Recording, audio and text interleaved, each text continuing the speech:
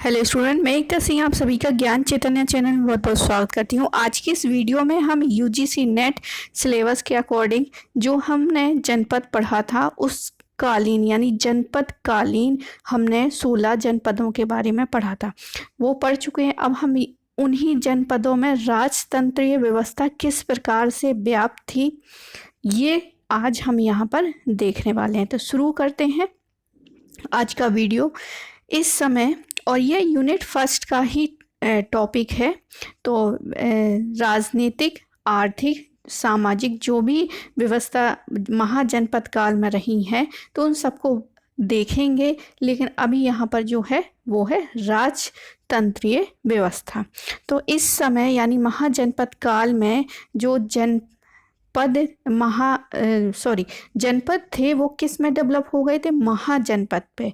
पहले जन बने, फिर जनपद बने और फिर क्या है, महाजनपद बनते नजर आते हैं। तो ये इसी महाजनपद में किस प्रकार की राजतंत्रीय व्यवस्था थी तो वो देखेंगे। परंतु सभी क्या है, राजतंत्रीय व्यवस्था हो ये बिल्कुल भी, मतलब 16 हमने जनपद पढ़े थे तो 16 के 16 में छोटे बड़े और भी रहे होंगे वहाँ पर जनपद या महाजनपद। तो उस समय की क्या राजतंत्रीय व्यवस्था थी? तो ऐसा नहीं है।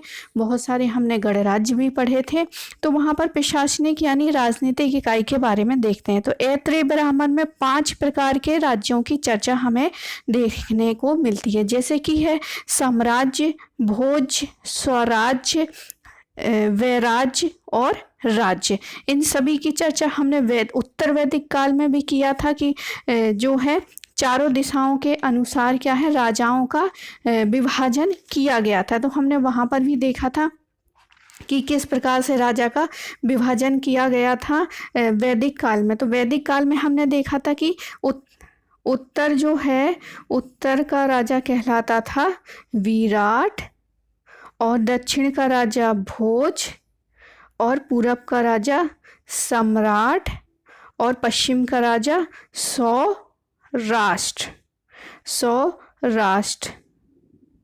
सौराष्ट्र कहलाता था। और जब इन चारों दिशाओं को जीत लेता था तो उसको एकराट या सार्वभौम कहा जाता था। और मध्य देश का जो राजा था उसको राजा ही कहते थे। तो ये कुछ उत्तर वैदिक काल की व्यवस्था हमने देखी थी। लेकिन यहाँ पर यानी महाजनपद 6ठी शताब्दी ईसा पूर्व में जब महाजनपद हुए तो वहाँ पर भी एक प्रकार की व्यवस्था थी। तो देख लेते, मगध हो गया, कलिंग हो गया और बंग के शासक यानी सम्राट कहलाते थे। सम्राट कहाँ के? मगध हो गया, कलिंग हो गया, बंग। यहाँ के शासकों को सम्राट कहते थे। इनका अभिषेक जो है सदैव अपने साम्राज्य के लिए होता था। ऐसे शासक जो है सदैव अपने राज्य के विस्तार के लिए प्रयत्नशील रहते थे। मतलब उनका प्राथमिकता क्या है? राज्य का विस्तार, मतलब उसकी जो सीमा है उसको डेवलप करना और फैलाना ही उनका प्राथमिक उद्देश्य हुआ करता था राजाओं का। तो ये व्यवस्था थी मगध, कलिंग और बंग में। मगध, कलिंग, बंग में सम्राट बनते थे और उनका एकमात्र उद्देश्य था साम्राज्य के लिए ही सदैव तत्पर रहना और अपना क्षेत्र फैलाना। अब दक्षिण के सतवतों यानी यादवों के राजा भोज कहलाते थे। तो हमने दक्षिण के राजा हमने उत्तर वैदिक काल में भी देखा था कि जो दक्षिण का राजा है वो भोज कहलाता था। तो यहाँ पर भी दक्षिण के जो राजा हैं भोज कहलाए हैं तथा इनके शासक जो हैं भोज के नाम से जाने जाते थे। इनके शासक वंशानुगत नहीं होते थे, बल्कि इनकी नियुक्ति क्या है, निश्चित समय के लिए की जाती थी। तो वंशानुगत राजा का बेटा राजा नहीं बनेगा। भोज वाले क्षेत्र में वहाँ पर क्या है, कुछ समय के लिए 4 साल के लिए या 5 साल के लिए इस तरह डिसाइड करते थे कि पहले आप करो फिर मैं करूँ। इस तरह से शासन चलता था। आगे देखते हैं, पश्चिम दिशा की तरफ देखें तो पश्चिम में हमने देखा था सौराष्ट्र कहते थे। कच्छ, सौवीर इत्यादि में क्या है, स्वराज। वहाँ पर जो साम्राज्य हुआ वो स्वराज प्रणाली प्रचलित हुई। वहाँ के शासक को सौराठ भी कहलाते थे। इस व्यवस्था में राजा की स्थिति समानों से श्रेष्ठ की थी। ये व्यवस्था बहुत कुछ कुलीन तंत्र थी। इसमें सभी कुलीन जो है बारी बारी से शासन में हिस्सा लेते थे। तो ये हो गया पश्चिम का। अब हम उत्तरी क्षेत्र देखते हैं, हिमालय वाला क्षेत्र। उसमें वैराज्य यानी प्रणाली व्यवस्था थी। वैराज्य, यहाँ के शासक को विराट, हमने देखा था कि किस प्रकार से उत्तर वैदिक काल में उत्तर के शासक को विराट कहते थे। तो यहाँ पर क्या है, वैराज्य प्रणाली प्रचलित हुई थी उत्तर क्षेत्र में। इन राज्यों में प्रजा के चुने हुए प्रतिनिधि ही शासन भार संभालते थे।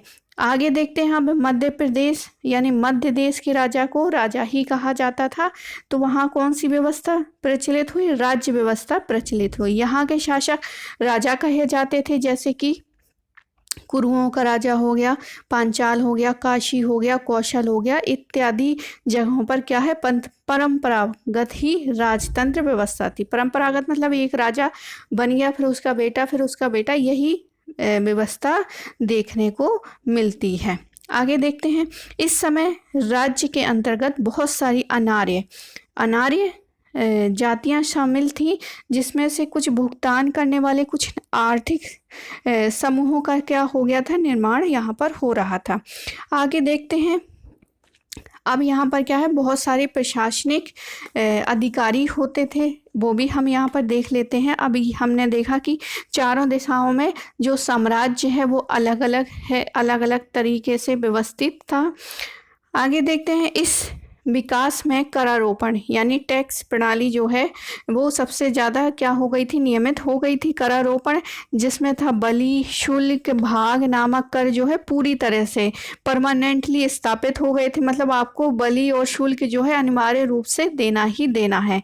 उत्तर वैदिक काल में हम करारोपण से जुड़े भागदूत नामक अधिकारी की चर्चा सुनते हैं, किंतु इस युग में करारोपण से जुड़े आधे दर्जन से भी अधिक अधिकारियों की सूचना मिलती है। जैसे कि एग्जाम्पल है बलि साधक है, जो बलि कर होता था उसको वसूलने वाले, तो बलि साधक, बलि कर को वसूलने वाला। शौलिक जो है वो खजाने की देखरेख के लिए होते थे, खजाना जो एकत्रित हो गया उसकी देखरेख का शौलिक होते थे। रज्जुग्रहक जो है भूमि नापने का काम करते थे, रज्जुग्रहक। और द्रोण मापन जो है, द्रोण जो है वो अनाज के तौल का निरीक्षण करते थे। तो द्रोण मापक जो है अनाज के तौल का निरीक्षण करते थे। एक अन्य मिलता है दुग्ध और धन का एक अन्य राजकीय कर था, जो कि राजा के जब पुत्र होता था तब उस अवसर पर लिया जाता था। व्यापारियों से चुंगी कर भी वसूला जाता था। आगे देखते हैं, राजा की शक्तियों में वृद्धि हुई, क्योंकि करारोपण प्रणाली के व्यवस्थित होने से क्या हो गई, स्थायी सेना हो गई। रक्त संबंध से पृथक नौकरशाही की स्थापना हुई। अब जो कर एकत्र करेंगे तो उससे क्या एक स्थायी सेना रखी जाएगी, और जो रक्त संबंध है उससे भी पृथक होकर एक नौकरशाही की स्थापना हुई। स्थायी सेना की स्थापना इस तथ्य से भी प्रमाणित होते हैं कि मगध शासक जो है बिंबिसार मगध का शासक बिंबिसार अपने क्षेत्र को क्या कहता था, क्षेत्रीय बिंबिसार कहता था, जिसका अर्थ है सेना का बिंबिसार। इसी तरह कौशल जो है, कौशल के शासक अपने को अधिकारम मर्द कहलाते थे। तो कौशल के शासक अपने आप को अधिकार मर्द कहलाते थे। आगे है, इस समय राजा की शक्ति में भी वृद्धि हुई और उसे ब्राह्मण और सेठी को अनुदान देने में समुदाय की अनुमति की आवश्यकता नहीं थी। तो राजा की शक्ति क्योंकि उसके पास बहुत सारा कर आने लग गया, तो उसकी स्थिति क्या होती गई, मजबूत होती गई। और अब वो जो दान है वो किसी की अनुमति या फिर किसी भी समुदाय की अनुमति की आवश्यकता राजा को नहीं होती थी। जैसे कि ब्राह्मण हुए, सोठी हुए, अनुदान देने में समुदाय की अनुमति की आवश्यकता नहीं होती थी। किसको? राजा को। अब राजा स्वतंत्र होने लग गया सभी से, क्योंकि उसके बाद बहुत सारा क्या है कर एकत्रित होने लगा, कर के रूप में बहुत सारा पैसा उसके आने लगा। इसी समय क्या है, रक्त संबंध से पृथक नौकरशाही की स्थापना होती है। अधिकतर अधिकारी जो है पुरोहित वर्ग से चुने जाते थे। नए अधिकारियों में आयुक्त और महामात्र की सूचना हमें देखने को मिलती है। तो यहाँ पर जो महामात्र है, आयुक्त हैं, वो कौन से? पुरोहित, यानी जो ब्राह्मण हैं वही महामात्र होते थे, जो राजा को सही सलाह दिया करते थे। आगे देखते हैं, जातक कथाओं में कुछ दमनात्मक अधिकारियों की भी सूचना मिलती है, जैसे तुंदनिया, तो ये शब्दावली है, तुंदिया और आकाशिया और तुंदिया, ये क्या है? दंड देने वाले अधिकारी हुआ करते थे। इस समय सभा और समिति जैसी कबायली संस्था क्या हो गई थी? बिल्कुल समाप्त हो गई थी, तथा उनके स्थान पर स्थान परिषद ने ले लिया था। परिषद के एक ब्राह्मण भी राजा को सलाह के रूप में स्थापित हो गए थे। आगे देखते हैं, परिषद के साथ साथ एक संगठित नौकरशाही का भी उदय इस युग में हुआ। राजा अपनी सहायता के लिए अनेक पदाधिकारियों की नियुक्ति करने लगा। राज्य के प्रमुख अधिकारियों का वर्ग जो है महामात्र कहलाता था। इसी वर्ग से मंत्री हो गए, सेना नायक हो गए, प्रधान हो गए, न्यायाधीश हो गए, कोषाध्यक्ष हो गए आदि नियुक्ति किए जाते थे। इन अधिकारियों का पद वंशानुगत नहीं था। आगे देखते हैं, जातक कथाओं से ज्ञात होता है कि इस वर्ग के अधिकारियों में भ्रष्टाचार क्या हो गई थी? बहुत आम हो गई थी। राज्य अधिकारियों को नगद वेतन दिया जाता था। गणतंत्रों में केंद्रीय परिषदों के साथ साथ स्थानीय परिषदें भी हुआ करती थीं। आगे देखते हैं, इस समय राज्य की आमदनी का मुख्य साधन जो है भूमि कर, जो उपज का 1/6 भाग होता था। भूमि का जो है 1/6 भाग हुआ करता था। इस वजह से राजा को कभी कभी षष्ठ भागिक कह दिया जाता था। आमदनी का एक साधन उद्योग धंधों तथा व्यापार के से प्राप्त चुंगी थी। आगे देखते हैं, कर एकत्र करने वाली अधिकारी जो है बलि साधक नाम से जाना जाता था। कर को और खजाने को जमा करने वाले अधिकारी को भागदुहा तथा खजाने की देखरेख के लिए भंडारिक या शौल्किक जैसे अधिकारी होते थे। ग्राम प्रधान भी राजस्व वसूली में मदद करता था। कर मुख्यतः वैश्य वर्ग से वसूला जाता। तो कर किससे वसूला जाता था महाजनपद काल में? तो जो व्यापार करेंगे उसी से टैक्स लेंगे, जो व्यापार नहीं करेगा उससे थोड़ी टैक्स लिया जाए। तो मुख्य रूप से वैश्य वर्ग से ही टैक्स वसूला जाता था।